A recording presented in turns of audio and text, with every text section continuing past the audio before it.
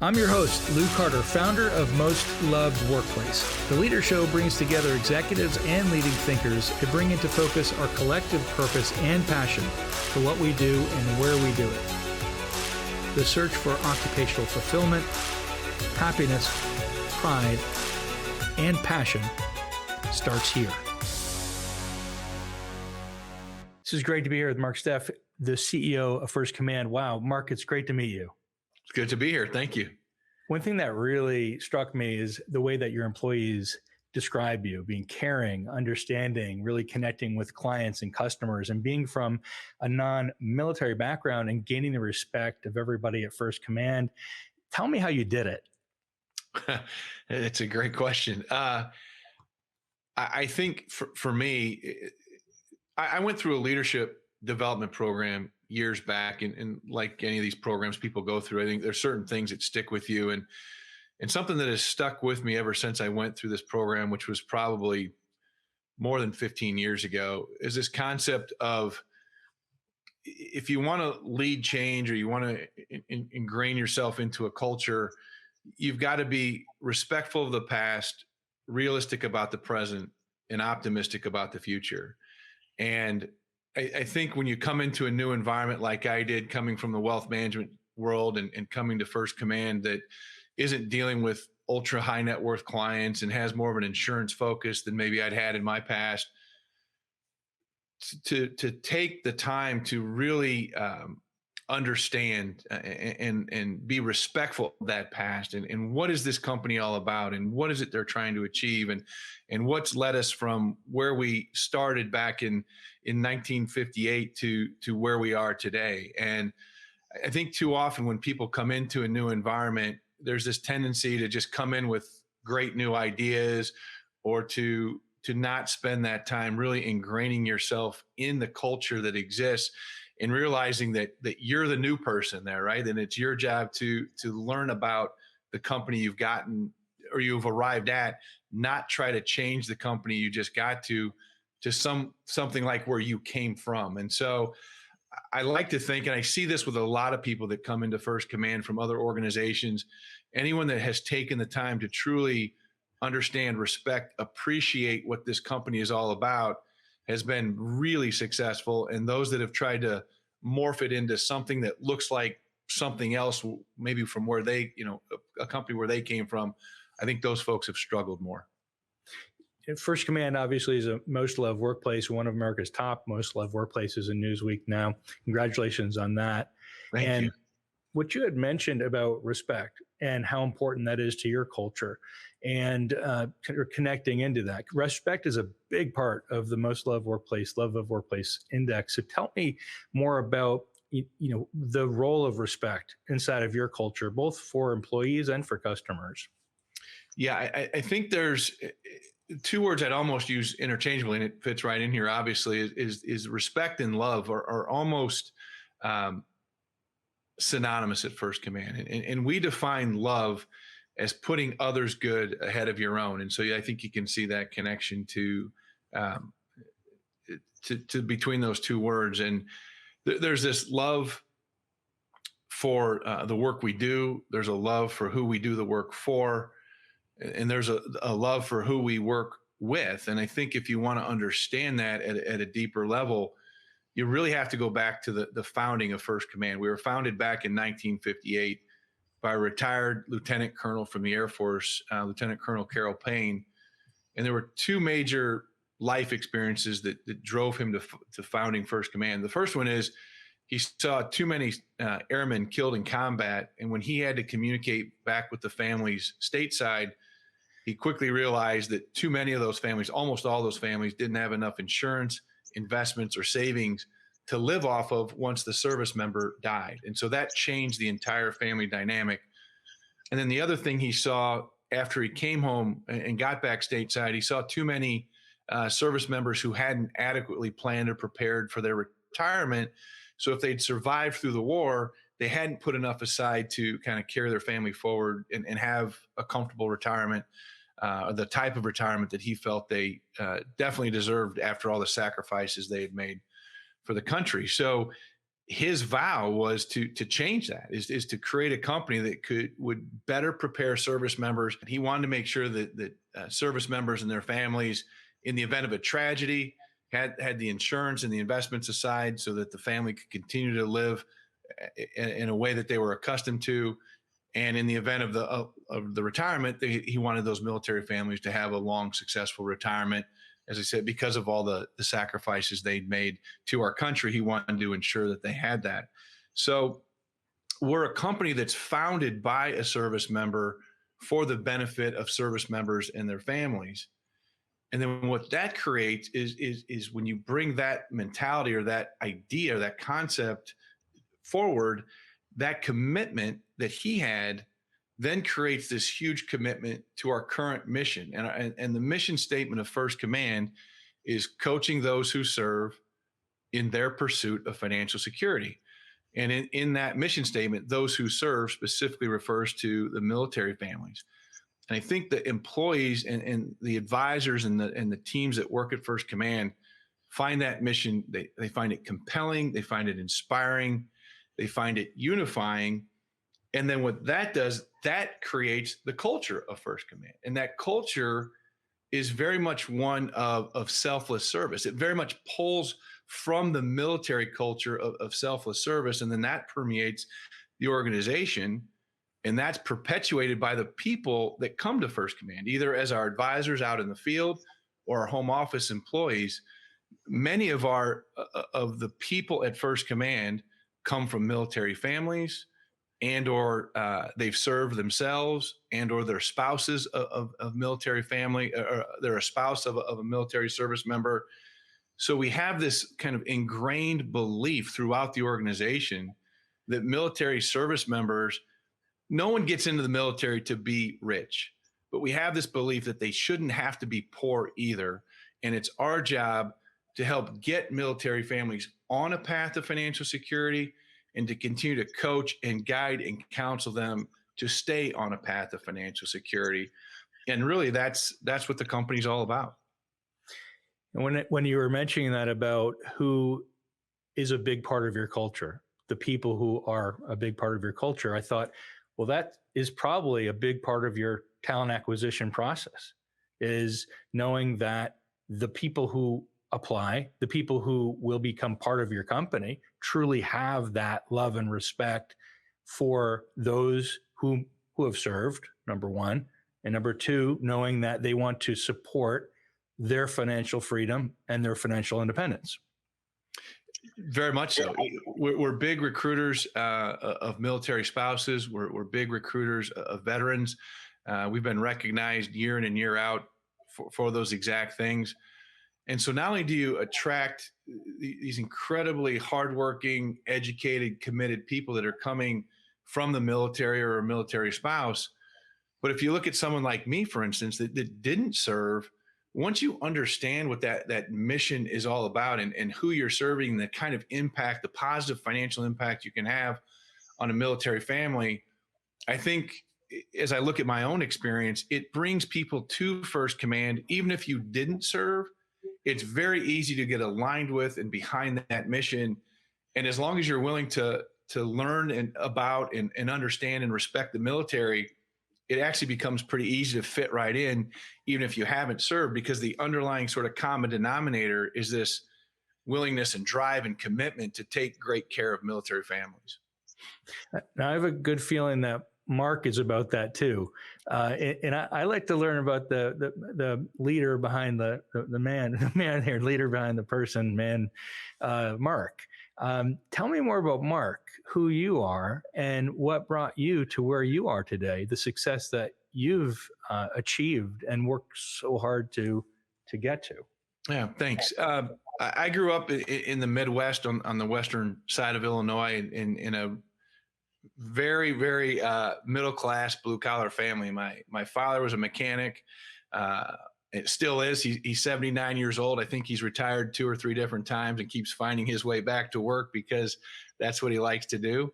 My mom was a secretary for John Deere, where I grew up. Was the world headquarters of John Deere was right there in our hometown, and that's the experience. And I think what I've carried forward from that experience, there was a very this sort of blue collar, very ingrained work ethic. Uh, Honesty was a big part of growing up. Um, Humbleness, humility, those sorts of things. So, okay to celebrate your successes, but keep it short, keep it a little bit quiet, and then move on to the next thing. And I think I've carried that forward through my entire career, and you realize early on that you're never going to be able to accomplish as much on your own as you are going to be able to accomplish with a team. And I've always tried to carry that sort of team mentality wherever we went, whether that was simply playing sports, as I was growing up, or through high school, or as I got into the workforce, kind of continuing with that team mentality and really trying to um, understand what the mission was, and what the best approach to solving those issues were, or was, and to bring in the right people to partner with you to kind of attack those issues and solve those problems, and then move on to the next one. Yeah, that kind I can really sense, and the humility and how down to earth you are, and how important that is to relate to people in that way, and how what you describe in the teamwork itself, people need to feel comfortable, right? Making Yes. mistakes, getting to the right solutions. And it sounds like that's a big part of how you've become successful, is enabling not just the right people on the team and bringing them on the team, also giving them an atmosphere where they can thrive. We really try. So to me, two big things come to mind as we get into this topic. One is communication, and the other one again is this teamwork. And communication is, as strange as this might sound, I always try to think back to when I first got in the business, and try, when I'm communicating as the CEO, to talk to that person, someone that's maybe several steps away from a C-suite role, and maybe several steps down the corporate ladder, but someone who isn't involved in all the decision making, doesn't have all the information, and doesn't necessarily have an opportunity to get the full perspective. And if we can talk to those people that might be the furthest away, so even the person that feels the furthest away from the CEO office understands what our decisions are, and why we're making those decisions. And as we're making those decisions, what I always try to communicate is, look, I know with 600 home office employees, people aren't going to love every decision we make, right? You're just not going to make everyone happy with every decision you make. And so what we try to communicate as a leadership team when we're making these decisions is, you may or may not love or even like the decision, but hopefully when you sit back and look at the decision, you can say, hey, I wish it would have come out differently. I wish it would have been a different outcome for myself, but I understand the decision. The decision makes sense. I understand why they went that direction, and I can respect that decision. And if we can have everybody respect the decisions we're making, then I think we go a long way. And that creates this sense of consistency and logic. And I think consistency and logic turn into predictability. And if you're predictable as a leader, I think the trust goes way up. If you're swinging kind of from one end of the spectrum, from one end to the other, and sort of whipsawing your employees or your teams, and they can't track with you, and they can never really align, and they don't know if they can fully trust the decisions or the outcome. And I think when I look at our leadership team and what we've done, especially over these last couple of years with COVID, I think that's gone a long way. And then in terms of the team itself and this teamwork, I learned a long time ago, and with some painful leadership lessons along the way, that you really got to trust and empower your employees. If you're going to micromanage someone, if you're going to try to do their job for them, if you're not going to trust them, you're not going to get the team you want. You're not going to get the success that you want. And, most of us don't want to be micromanaged. I know I don't want to be micromanaged. So I just try to lead in a way that not only do I think the people want to be led, but lead in a way that I would also want to be led. And that leads to a lot of attracting the right people, really talented people. And for a small firm, 600 home office employees in Fort Worth, the talent we have at First Command is incredible. And I think it has a lot to do with that culture, with that empowerment, with the teamwork that we try to foster throughout the company. That's awesome. Yeah, the predictability component is essential when following, and how you lay things out in a logical fashion and people know what to expect.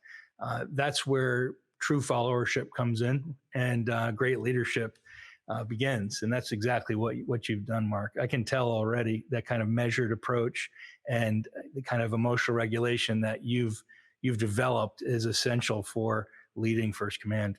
Thank you. Thank you. Yeah. Yeah, this has been terrific, Mark. And any other things that you would like to kind of share with employees about? I know you've made some hard decisions, and you've had transformation as a leader. I could tell just in what you said in terms of from your learnings, right, and where you've come to today. That was a huge share. I appreciate that. What else would you like to say to your employees or anyone out there about being a most loved workplace and that which where you're going right now? What do you want them all to know? I think the thing we tell them all the time is that we just couldn't do it without them.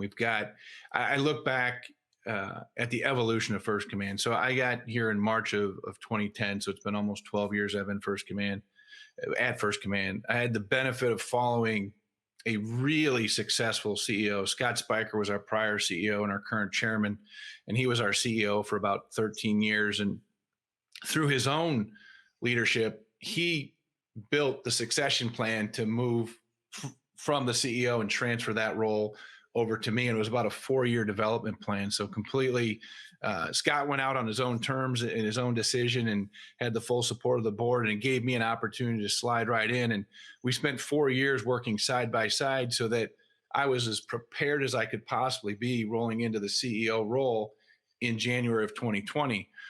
Unfortunately, in January 2020, about 70 days later, the COVID outbreak hit, and we already knew that in Scott's 13 years, he had kind of built and rebuilt this incredibly solid foundation for the rest of us to build upon for the next 5, 10, 15 years. And so we already had these sort of aspirations of, in a sense, moving from linear growth to exponential growth. We really felt that we were in a position to sort of catapult our growth as we move forward and put ourselves in a position to serve even more military families year in and year out. So we had these growth aspirations and kind of this 5-year vision. And then we had to manage that against the backdrop of all this stuff that was happening because of COVID. And what we've done for the last 2 years collectively, home office, field, leadership, employees, we've really worked hard to balance both of those things, is to not take our eye off of the ball in these growth aspirations and the 5-year strategy that we have, but to also effectively lead and manage through this COVID environment. So you have to deal with the here and now, but you don't want to do it so much that you lose sight of where you're trying to get 3, 5, 10 years from now. And I couldn't be prouder of the team that we have. Our field force, who normally works face-to-face, knee to knee with our clients, when COVID hit, that business model kind of went out the window, right? We had to find a way of interacting and serving, not only serving our existing clients, but getting more military families in the fold and doing that in an electronic and virtual environment. Our home office employees overnight went to work from home, right? And we had to figure out how to operate in that environment. And these last 2 years under COVID, just as an example, last year, our fiscal year ended at the end of September of 2021. We had a record year in terms of revenue growth and profitability growth. And I like to think that leadership had a part of that, but I know for sure that the hard work, dedication, and commitment of our employees and this field force full of advisors and support staff that just never let COVID get in their way or become an excuse for us to not be able to continue to do this great work. It's just phenomenal. And we cannot thank our employees and our field force enough for their attitude and their approach in never allowing COVID to get in the way, but to stay focused on, working our way through COVID, but continuing to, progress on this 5-year plan that we had. Thanks, Mark. I mean, all this has been great, and it's clear now why you're a most loved leader and leading a most loved workplace. You embody all of the values and competencies and behaviors that it takes to create this kind of environment. Thanks for joining us today, Mark. Thanks for having me. I appreciate it.